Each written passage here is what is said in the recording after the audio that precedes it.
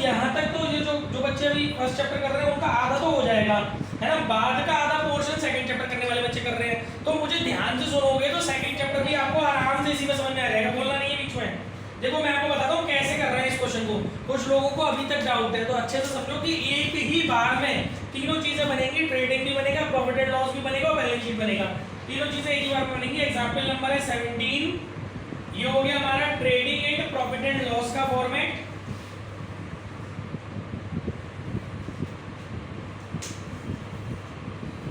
जो भी मैं समझाएगा उसकी वीडियो बना लिया करो। ये हो गया trading and profit and loss का फॉर्मेट। यहां लिखते हैं trading and profit and loss account. Hindi वाले जो है वो लिख लेते हैं व्यापारिक और लावारिक खाता। यहाँ लिखते हैं फॉर, ये छोटी छोटी बातें लिखनी जरूरी होती है क्योंकि बोर्ड में इंपॉर्टेंट है ये चीजें। यहाँ लिखते हैं for the year ending, for the year ending. जो क्वेश्चन में आपको डेट दी हुई है, इस क्वेश्चन में आपको जो डेट दी हुई है वो दी हुई है 31 दिसंबर 2018, दिसंबर 31 2018। यहाँ आप लिखते हैं पर्टिकुलर्स,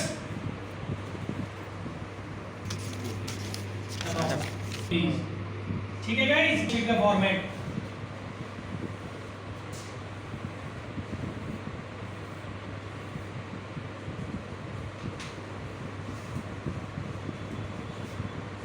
एज एट या एज ऑन भी लिख सकते हो, एज एट भी लिख सकते हो। तुम हिंदी में देख लेना क्या लिखा हुआ है ना।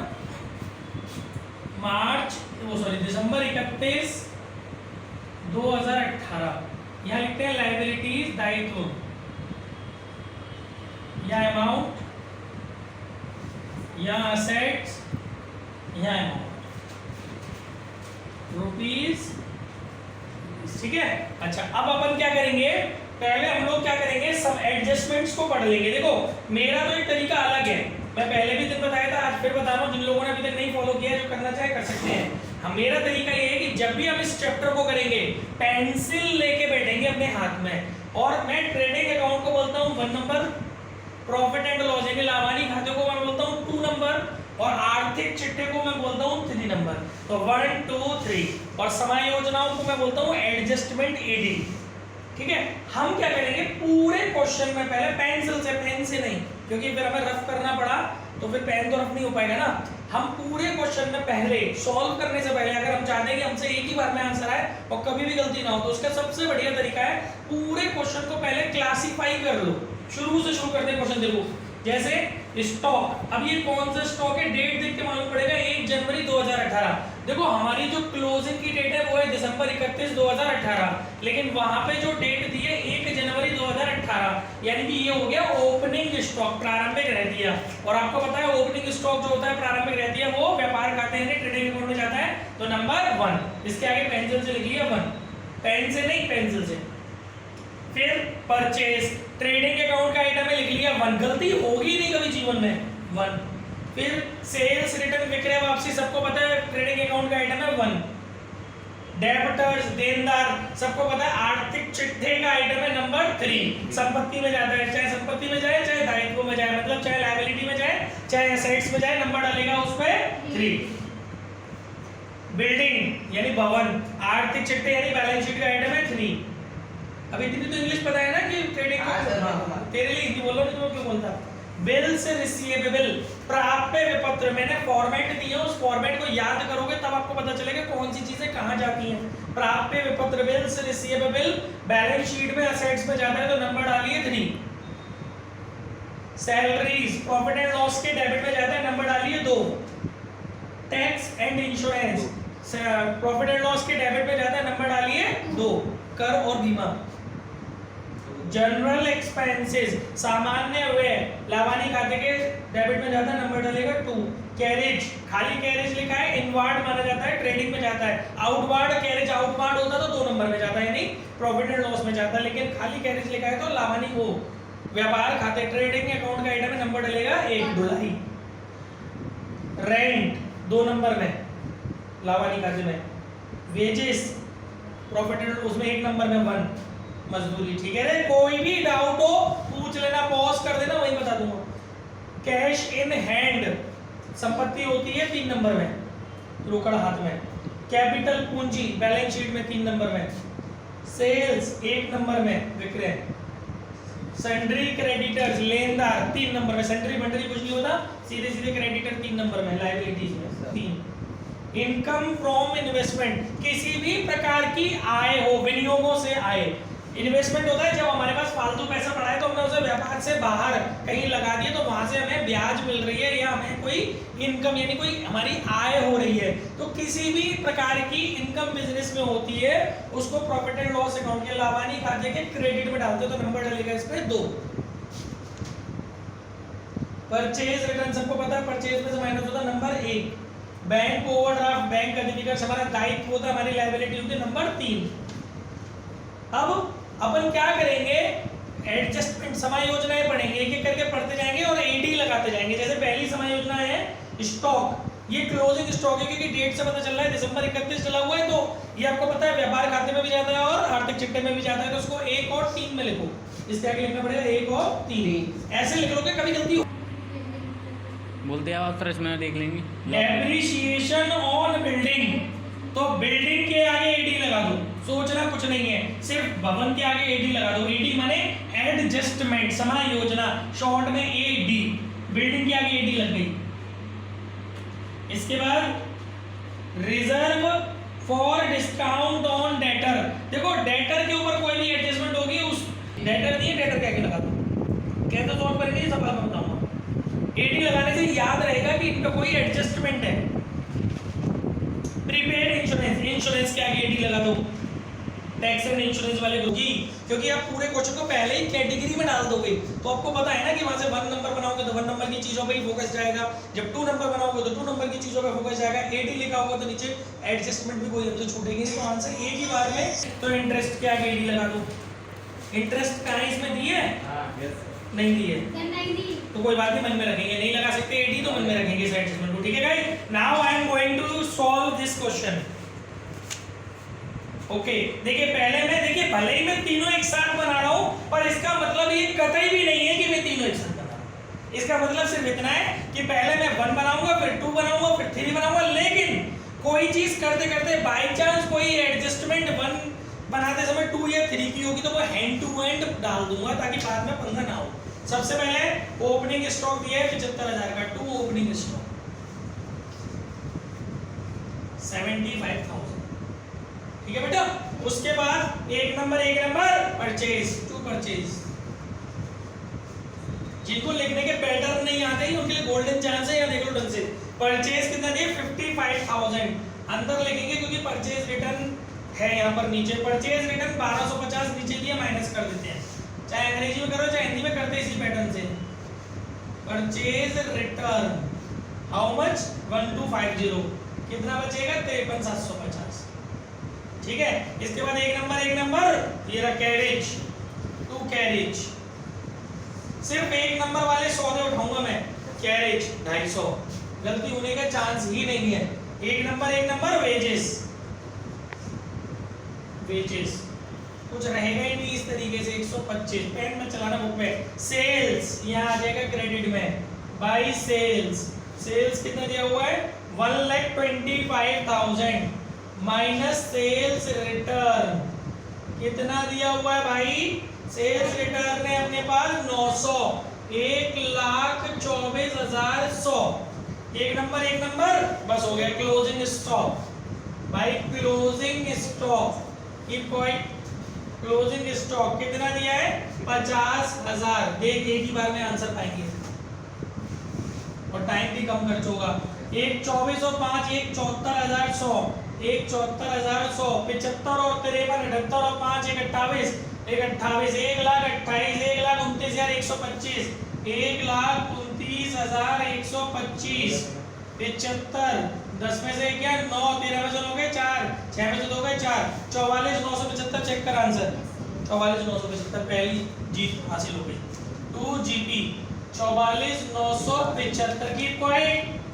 अब देखिए इसके बाद फिर क्या करते हैं, तुरंत इधर आ जाते हैं, इसको उतार के चले आते हैं भाई। Gross profit GP 44,975।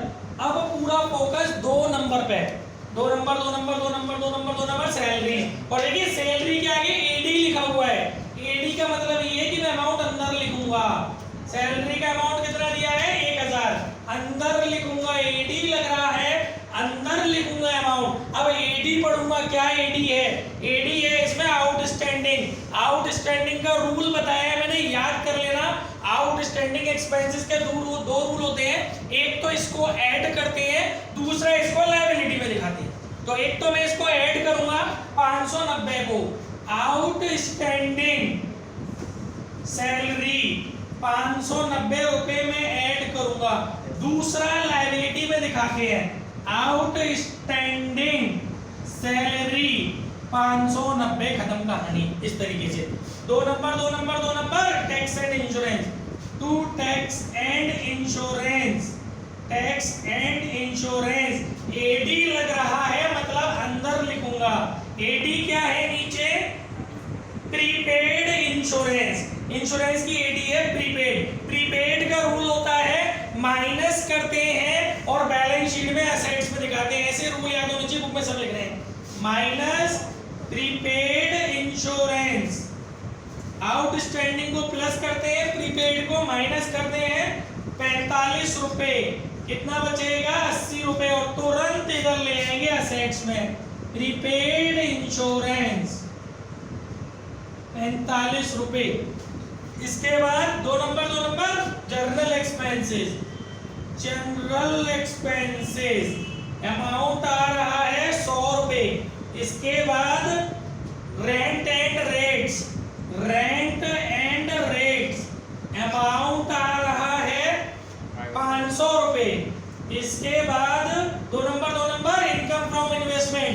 बताया था जितनी भी इनकम होती है क्रेडिट में जाती है। इनकम फ्रॉम इन्वेस्टमेंट, इन्वेस्टमेंट मत समझ लेना इसको, इन्वेस्टमेंट 3 नंबर में जाता है। उस इन्वेस्टमेंट से जो इनकम आती है वो 2 नंबर में जाती है। लाभानी खाते के क्रेडिट में जाती है, विनियोगों से आय, विनियोग संपत्ति में जाते हैं, विनियोगों से आय लाभानी खाते के क्रेडिट में जाती है। कितना आ रहा है 250 रुपए। अब अपने क्वेश्चन को गौर से देखो, सबरे 2 नंबर खत्म हो गए। अब हम क्या करेंगे, नीचे की समायोजनाएं पढ़ेंगे, एडजस्टमेंट रीड करेंगे। पहली वाली हो ही चुकी, दूसरी एडजस्टमेंट है डेप्रिसिएशन, हिंदी में इसको बोलते हैं ह्रास। इसका रूल बुक में लिखा हुआ है, मैंने नोट्स में भी दिया है। डेप्रिसिएशन का रूल होता है, इसको 2 जगह दिखाते हैं। एक तो इसको प्रॉफिट एंड लॉस अकाउंट के डेबिट में दिखाते हैं, और दूसरा बैलेंस शीट में रिलेटेड असेट्स में से माइनस करते हैं।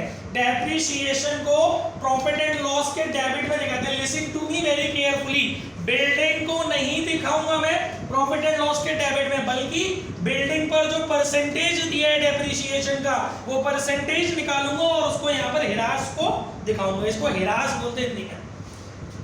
भवन पर ह्रास 5%। To depreciation on building, building कितने की दी है हमको क्वेश्चन में?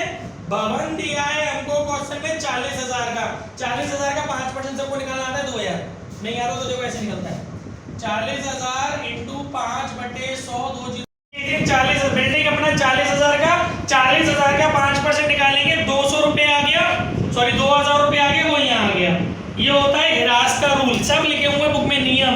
हर ये सब समायोजनाएं जो नीचे दी है, एडजस्टमेंट है, इनके नियम होते हैं, वो आपको याद करने हैं। हर एक समायोजना कम से कम 2 जगह जाती है। हमारे पास 3 जगह होती है। एक हम एक नंबर होता है जिसे हम ट्रेडिंग अकाउंट बोलते हैं, 2 नंबर होता है जिसे हम प्रॉफिट एंड लॉस अकाउंट बोलते हैं, 3 नंबर होता है बैलेंस शीट। कोई भी एडजस्टमेंट, कोई भी समायोजना कम से कम 2 जगह जाएगी। हो सकता है वो 1 नंबर में जाए और साथ ही साथ 3 नंबर में जाए, हो सकता है वो 2 नंबर में जाए और साथ ही साथ 3 नंबर में जाए, हो सकता है वो 3 नंबर में ही दोनों 2 जगह जाए, एसेट्स में भी जाए और लायबिलिटी में भी जाए। कौन सी समायोजना कहाँ जाएगी उसके नियम बुक में लिखे हैं, वो नियम आपको याद करने हैं। और ना केवल ये याद करना है कि वो समायोजना कहाँ जाएगी, बल्कि ये भी याद करना है कि वहां पर वो प्लस होगी या माइनस होगी, सब कुछ लिखा है। तो ह्रास का नियम आपको लिख के दिया हुआ है बुक में कि इसको लाभानी खाते के डेबिट में दिखाते हैं, और दूसरा आर्थिक चिट्ठे में, बैलेंस शीट में असेट्स में से माइनस करते हैं। हमारी बिल्डिंग कितने की दी है? 40,000 की।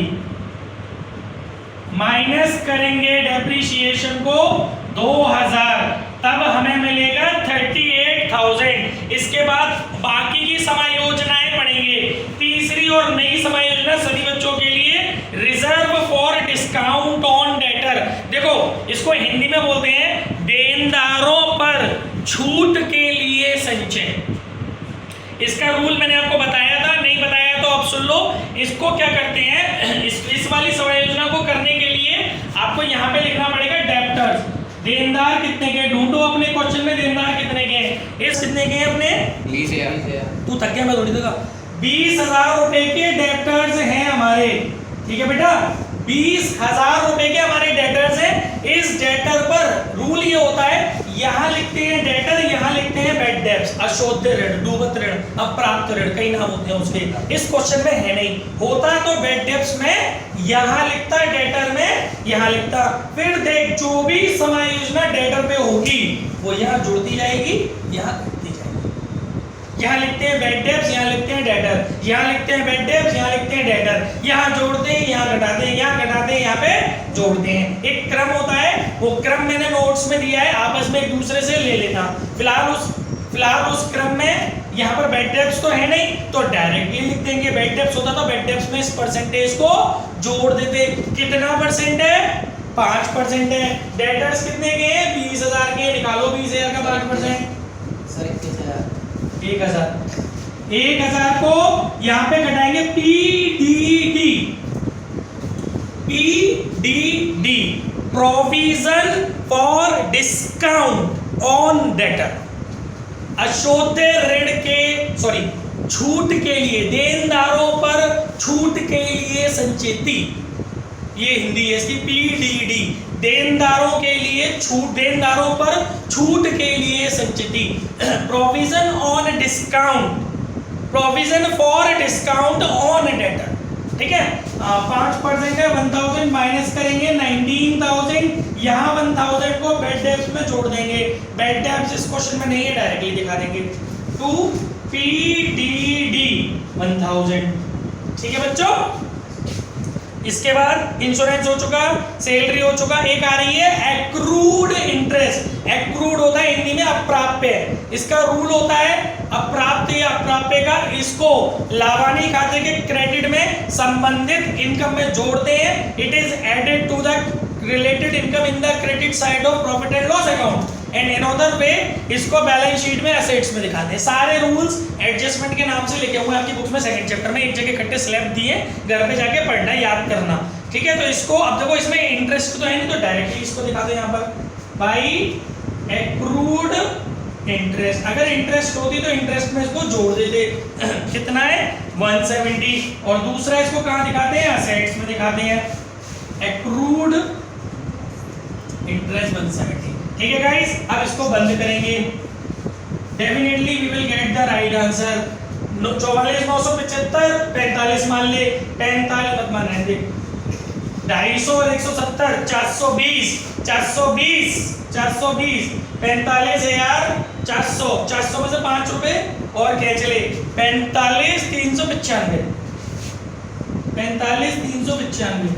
45,395, इधर का जोड़ा मार, 1,590, 1,670, 1,770, 2,270, 4,270, 5,270, 5,270, 2 है 1 0, चेक कर, 40,125। To net profit 40,125। अब चलेंगे बचे कुछ आर्थिक चिट्ठे की तरफ। अब क्या करेंगे, अब अपनी देखिए बैलेंस शीट को, आर्थिक चिट्ठे को भी बड़े स्टाइल में बनाते हैं। आपको जो ट्रायल बैलेंस क्वेश्चन में दिया होता है, आपको क्या करना है, जिन पे आपने 3 नंबर लगाया है, क्रेडिट साइड वाले आइटम डेफिनेटली लायबिलिटी में जाएंगे, 3 नंबर के डेबिट साइड वाले आइटम असेट्स में जाएंगे। तो पहले क्रेडिट वाले कर लेते हैं, क्रेडिट वाले आइटम कुछ कम होते हैं। देखो 3 नंबर क्रेडिट 61,500, कैपिटल 3 नंबर बहुत बढ़िया, यहाँ दिखाएंगे, कैपिटल पूंजी 61,500।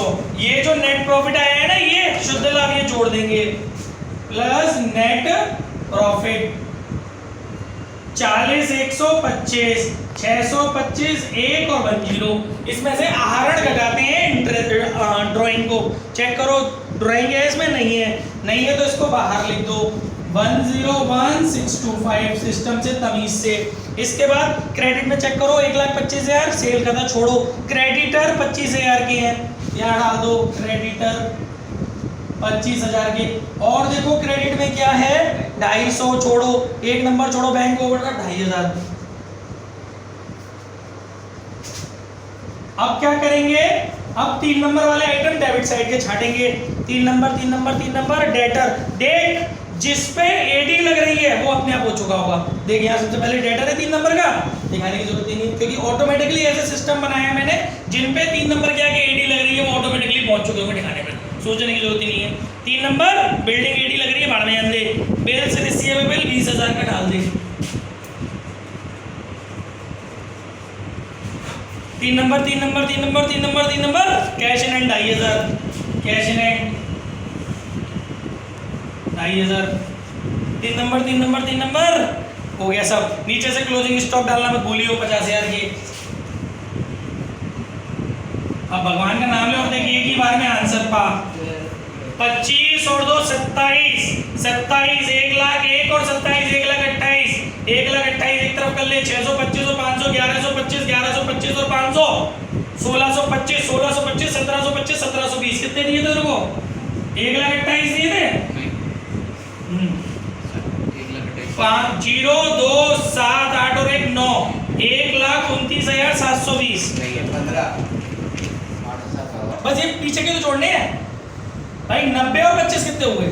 15 ही हुए। 90 और 5 95, हाँ 15 ही हुए, ठीक है।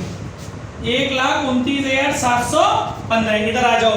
19 और 20 की पॉइंट, 19 और 20 39 तो नहीं, 76 में से एक कम कर ले, 75 और 2 77, 77 और 50 1 27,500 याद रखियो, 127,500 याद रखियो तू।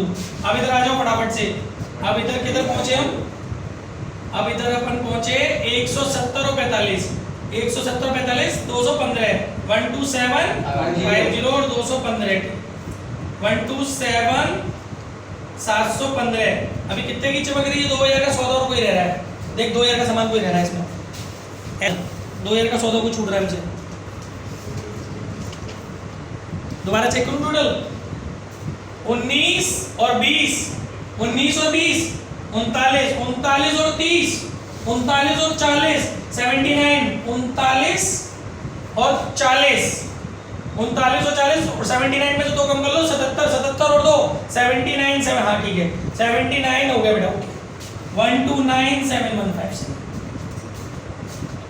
बस पॉज करो।